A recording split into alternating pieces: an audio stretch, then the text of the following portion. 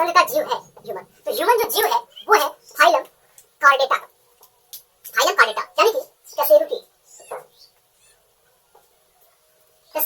संघ का ये जीव है। हम इसको कॉर्डेटा क्यों कहते हैं, कॉर्डेट क्यों कहते हैं? क्योंकि हम मनुष्यों के अंदर पीछे जो ये रीढ़ की हड्डी होती है, बैकबोन होती है, ये उपस्थित होती है, जिस वजह से इसको कॉर्डेट कहते हैं। ये ह्यूमन का इंट्रोडक्शन हो गया। यानी कि ह्यूमन क्या है, वो एक एनिमल किंगडम का फाइलम कॉर्डेटा का जीव है। ठीक है, एनिमल किंगडम के फाइलम कॉर्डेटा का जीव है। जन्म करने वाला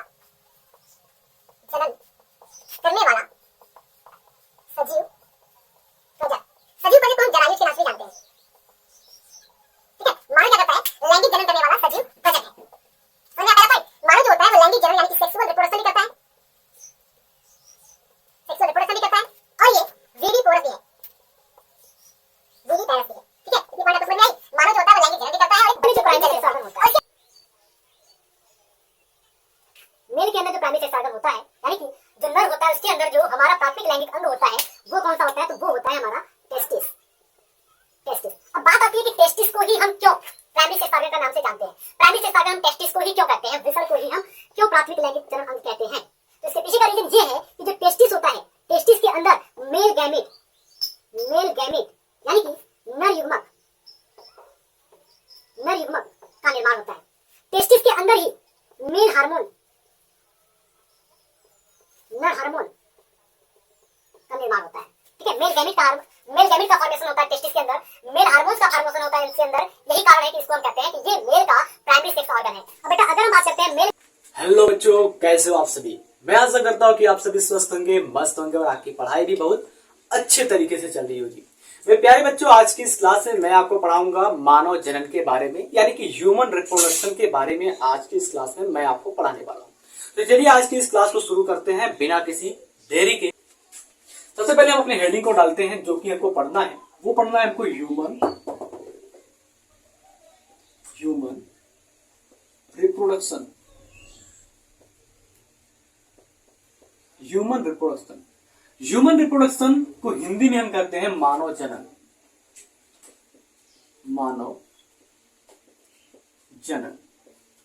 तो सबसे पहले हम समझते हैं कि मानव क्या है।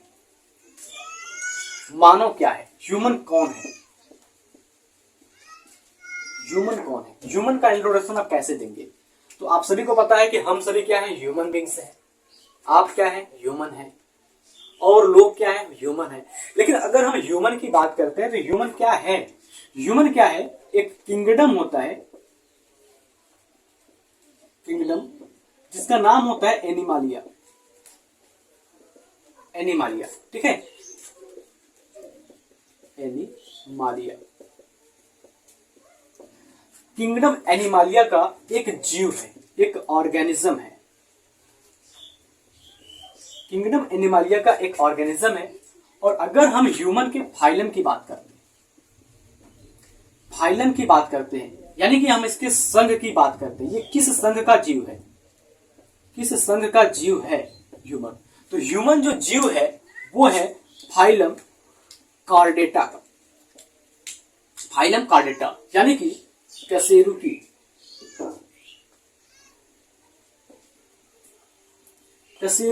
संघ का ये जीव है। अब हम इसको कॉर्डेट क्यों कहते हैं? क्योंकि हम मनुष्यों के अंदर पीछे जो ये रीढ़ की हड्डी होती है, बैकबोन होती है, ये उपस्थित होती है, जिस वजह से हम इसको कॉर्डेट कहते हैं। ये ह्यूमन का इंट्रोडक्शन हो गया।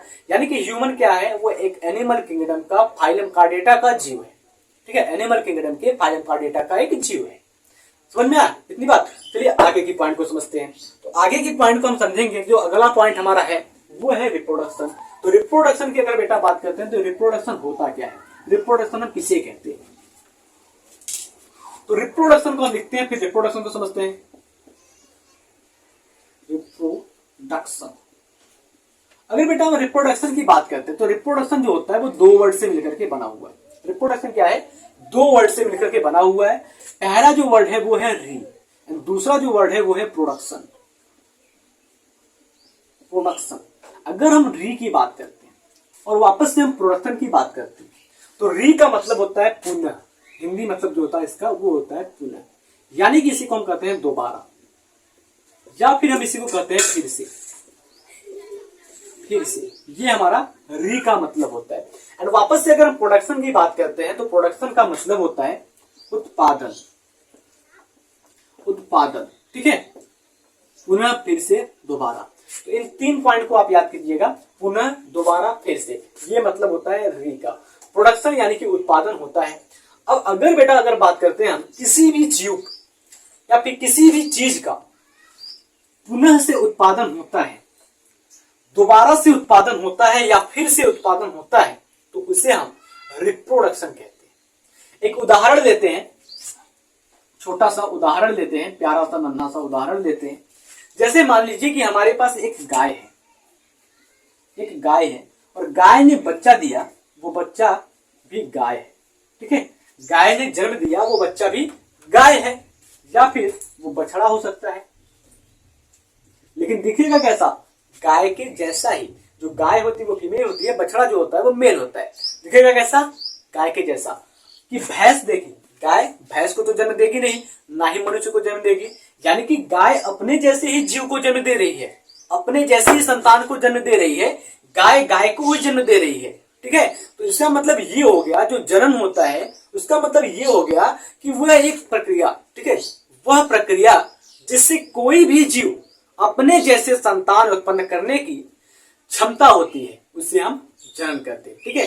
या फिर दूसरे तरीके से हम कह सकते हैं, अपने जैसे संतान उत्पत्ति की क्षमता को जनन कहते हैं। तो यहां पर अगर मैं लिखना चाहूं तो लिखूं मैं, तो अपने जैसे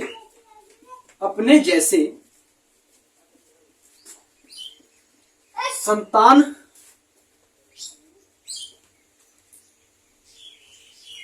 की उत्पत्ति की,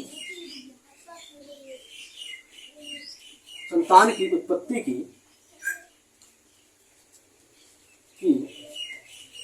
क्षमता को जनन कहते हैं। अपने जैसे संतान उत्पत्ति की क्षमता को क्या कहते हैं? हम जनन कहते हैं। इतना पॉइंट समझ में आया? आगे की पॉइंट को हम देखते हैं। हम पढ़ रहे हैं मानव जनन। अभी हमने मानव के बारे में भी जान लिया, जनन के बारे में भी जान लिया। अब दोनों को हम मिक्स करके जानेंगे कि मानव जनन होता क्या है।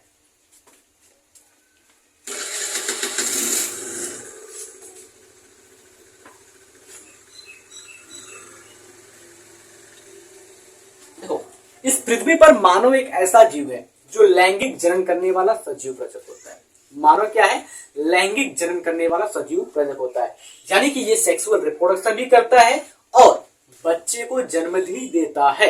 यानी कि हम कहेंगे, पहले पॉइंट में हम लिखेंगे। बाद अगर हम बात करते हैं मानव जनन में, तो मानव जनन के अंदर विभिन्न घटनाएं पाई जाती है। बहुत सारी घटनाएं क्रम से गुजरना पड़ता है मानव जनन में, ह्यूमन रिप्रोडक्शन में। तो चलिए, अगर हम विभिन्न घटनाओं की बात करते हैं तो मानव जनन में विभिन्न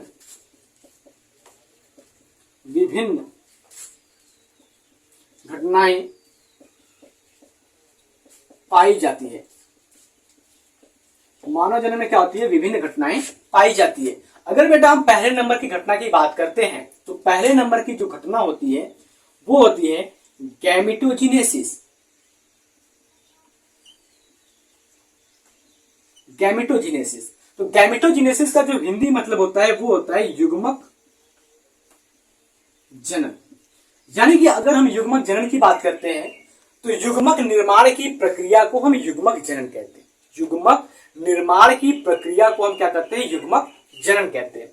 अब बेटा अगर हम गैमेटोजेनेसिस की बात कर ही रहे हैं तो इसमें थोड़ा सा और जानते हैं। तो गैमेटोजेनेसिस जो होता है वो 2 प्रकार का होता है, ठीक है। गैमेटोजेनेसिस 2 प्रकार का होता है। पहला जो होता है वो होता है स्पर्मेटोजेनेसिस, स्पर्मेटोजेनेसिस, और दूसरा जो होता है वो होता है oogenesis। अगर बेटा हम स्पर्मेटोजेनेसिस की बात करते हैं तो इसको हिंदी में हम कहते हैं शुक्राणु जनन, शुक्राणु जनन। और अगर oogenesis की बात करते हैं तो इसको कहते हैं अंडाणु जनन, ठीक है, अंडाणु जनन। इतनी पॉइंट समझ में आई? देखो, शुक्राणु जनन वह प्रक्रिया है जिसके द्वारा नर युग्मक शुक्राणु का निर्माण होता है। शुक्राणु जनन क्या है?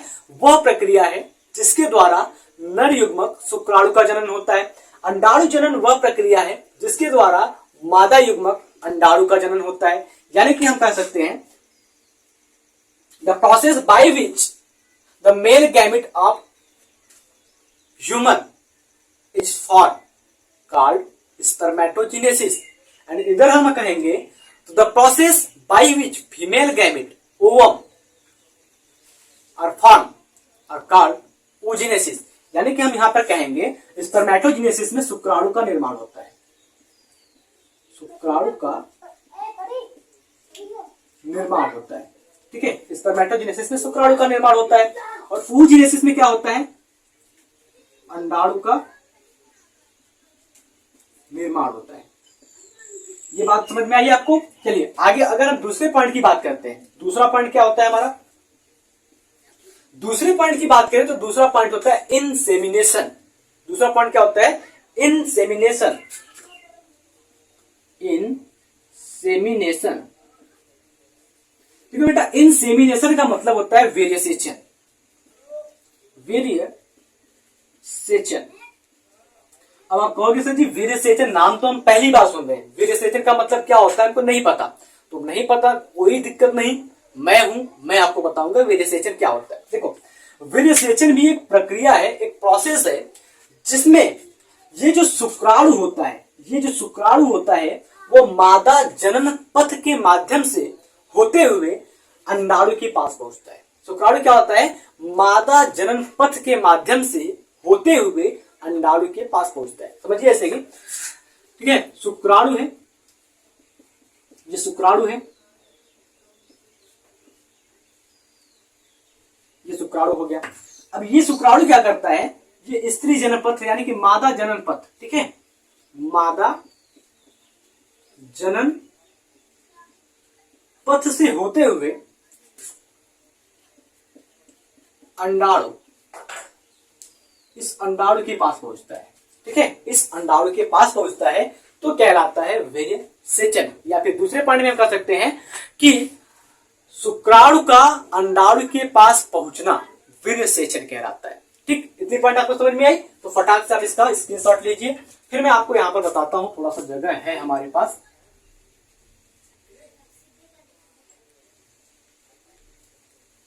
चलिए, ये 2 पॉइंट हो गया। अब अगर हम तीसरे पॉइंट की बात करते हैं तो तीसरा पॉइंट हमारा जो होता है वो होता है फर्टिलाइजेशन।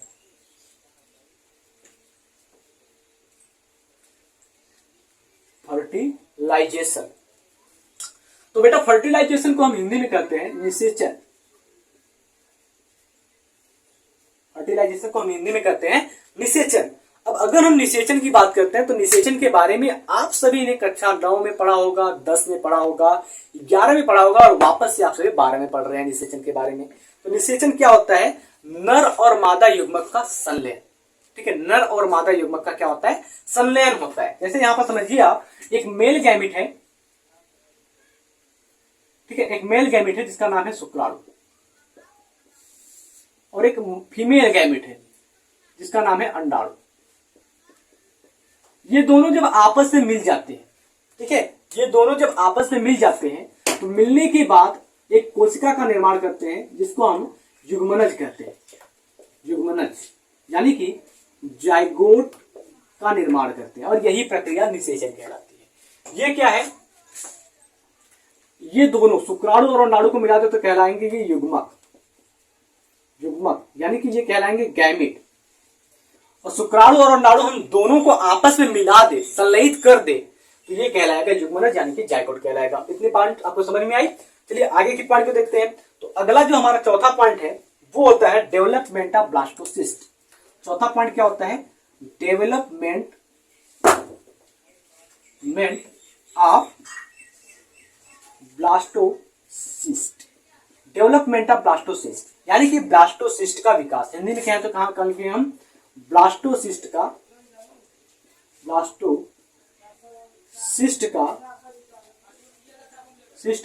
विकास। ब्लास्टोसिस्ट का विकास। देखो अभी हमने जो ये युग्मनज बनाया है, ये जो युग्मनज है जिसको हम कहते हैं जाइगोट।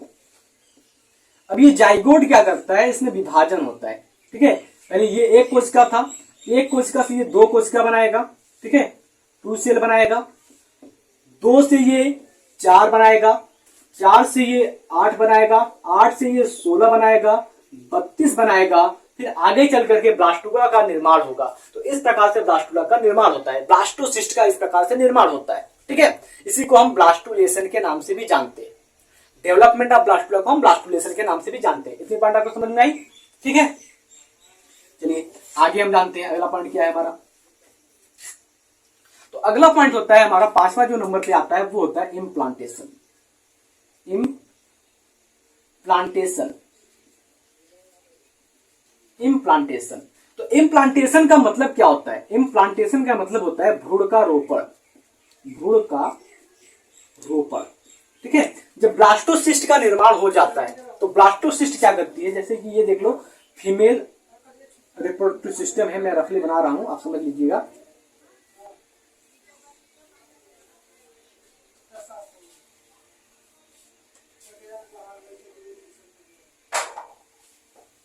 ये फीमेल रिप्रोडक्टिव सिस्टम है। अब ब्लास्टुला यानी कि ब्लास्टोसिस्ट का निर्माण यहां तक तो ये फैलोपियन ट्यूब में हो जाता है। अब ये ब्लास्टुला जो होता है वो आता है इस दीवार पर चिपकता है। ठीक है, गर्भाशय के इस दीवार पर चिपकता है, एंडोमेट्रियम पर चिपकता है, और इसी प्रक्रिया को हम कहते हैं भ्रूण का रोपण। ठीक है, इम्प्लांटेशन के नाम से जानते हैं। तो अगली पॉइंट की अगर हम बात करते हैं तो अगला पॉइंट जो हमारा आता है 6वें नंबर पर वो हो जाता है हमारा गैस्ट्रुलेशन।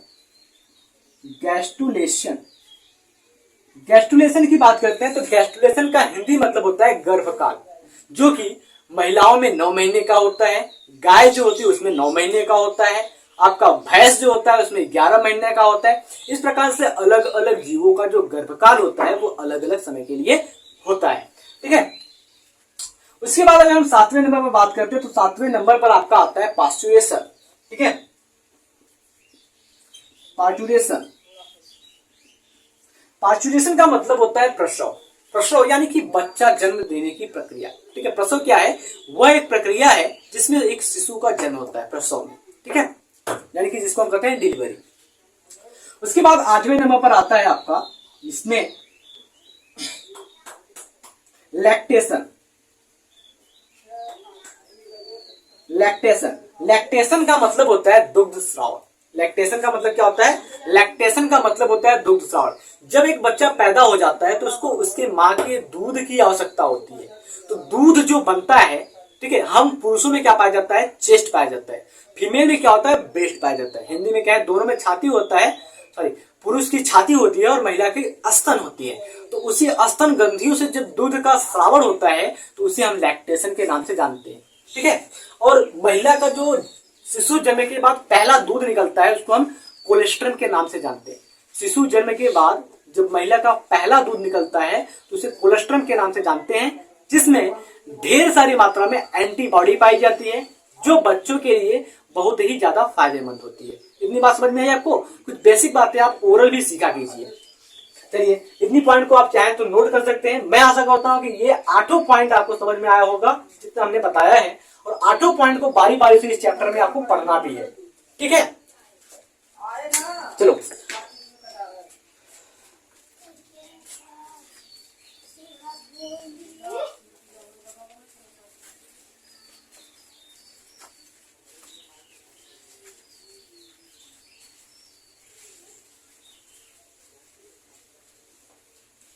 देखो, अन्य जीव जो होते हैं, अन्य जीवों की तरह जो मनुष्य होता है, जो मानव जाति होता है, उसमें भी नर और मादा अलग अलग होते हैं। क्या बताया मैंने? कि अन्य जीवों की तरह, अन्य जीवों की तरह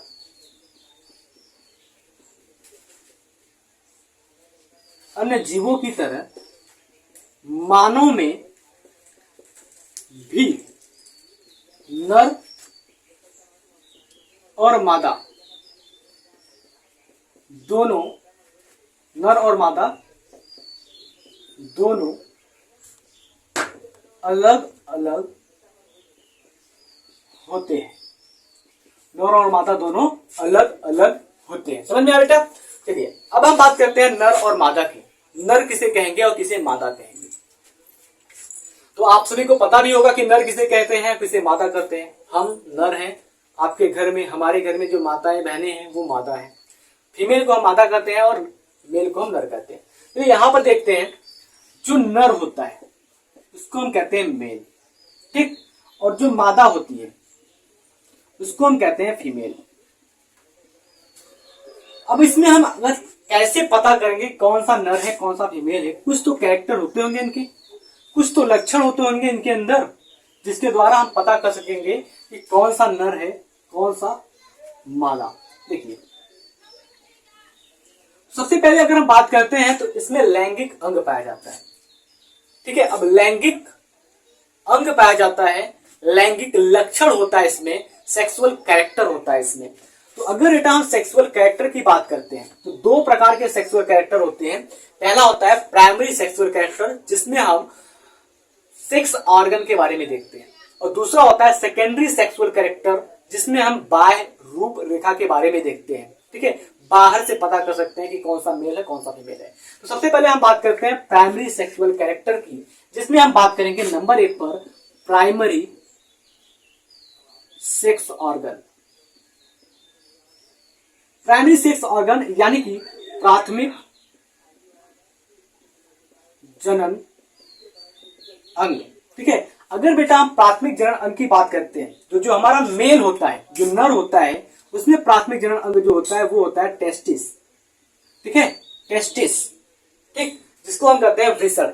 जो वृषण होता है वो नर के अंदर, वृषण जो होता है वो नर के अंदर प्राइमरी सेक्स ऑर्गन होता है, प्राथमिक जनन अंग होता है। और वहीं पर अगर हम फीमेल की बात करते हैं तो फीमेल के अंदर जो प्राइमरी सेक्स ऑर्गन होता है वो होता है ओवरी, जिसको हम कहते हैं अंडाशय। चलिए इनके बारे में भी हम देखेंगे अच्छे से, एक एक पॉइंट को समझेंगे। उसके बाद हम बात करते हैं सेकेंडरी सेक्स ऑर्गन की। सेकेंडरी सेक्स ऑर्गन की, सेकेंडरी सेक्स ऑर्गन यानी कि द्वितीयक लैंगिक अंग, द्वितीयक लैंगिक अंग।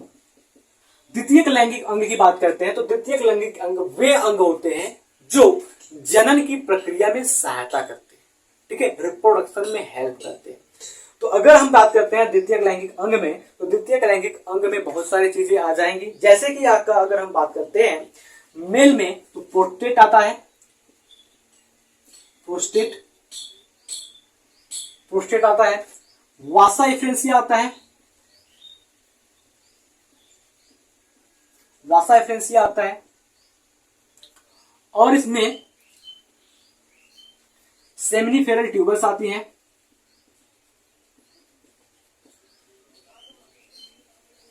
ईटीसी इसके अंदर इंक्लूड होती है सेकेंडरी सेक्स ऑर्गन में। जब हम मेल रिप्रोडक्टिव सिस्टम को पढ़ेंगे तो वहां से डिटेल से हम देखेंगे एक एक पॉइंट को। उसके बाद अगर हम बात करते हैं फीमेल के अंदर जो सेकेंडरी सेक्स ऑर्गन होता है वो क्या होता है, तो उसमें आती है फैलोपियन ट्यूब, फैलोपियन ट्यूब जिसको हम अंडवाहिनी कहते हैं या डिंब वाहिनी कहते हैं। दूसरे नंबर पर इसमें आती है यूटेरस, तीसरे नंबर पर इसमें आती है वेजाइना, वोल्वा, ईटीसी इसमें सेक्स ऑर्गन पाई जाती है जो कि सेकेंडरी सेक्स ऑर्गन का काम करती है। इतनी पॉइंट आपको समझ में आई। चलिए वापस से हम बात करते हैं प्राइमरी सेक्स ऑर्गन की ओर। हम प्राइमरी सेक्स ऑर्गन को प्राइमरी सेक्स ऑर्गन क्यों कहते हैं?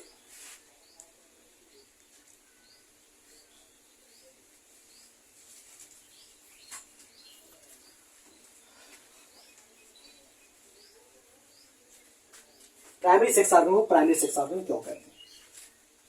मेल की बात करते हैं। सबसे पहले मेल में जो प्राइमरी सेक्स ऑर्गन होता है, मेल के अंदर जो प्राइमरी सेक्स ऑर्गन होता है यानी कि जो नर होता है उसके अंदर जो हमारा प्राथमिक लैंगिक अंग होता है वो कौन सा होता है, तो वो होता है हमारा टेस्टिस।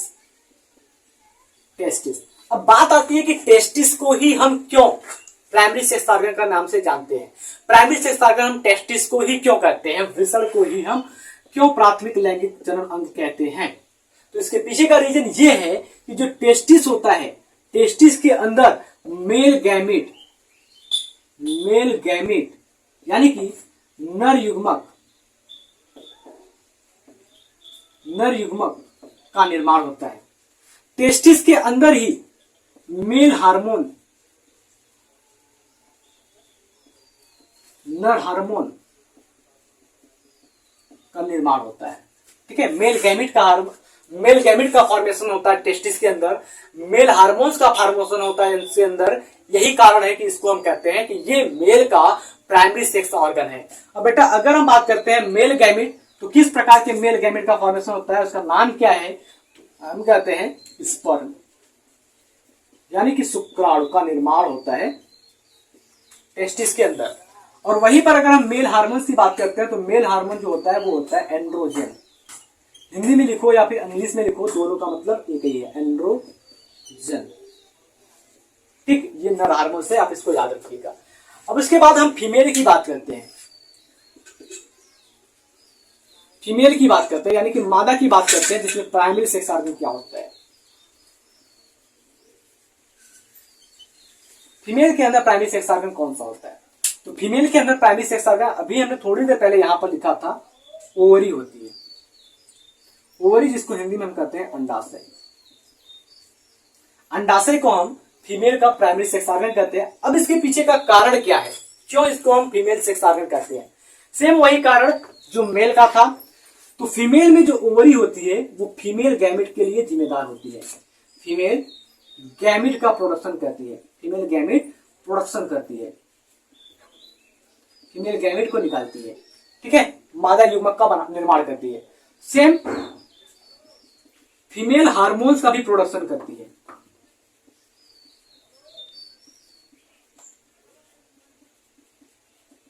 फीमेल हार्मोन्स का भी प्रोडक्शन करती है, का निर्माण करती है।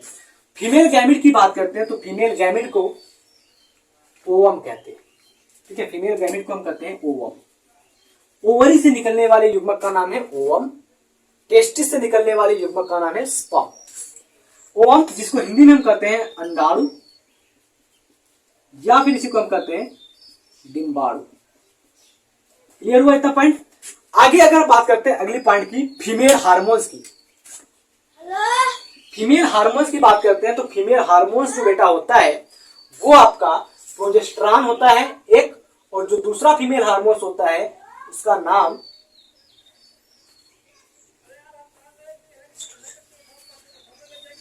पहला जो फीमेल हार्मोन्स होता है वो होता है प्रोजेस्टेरॉन,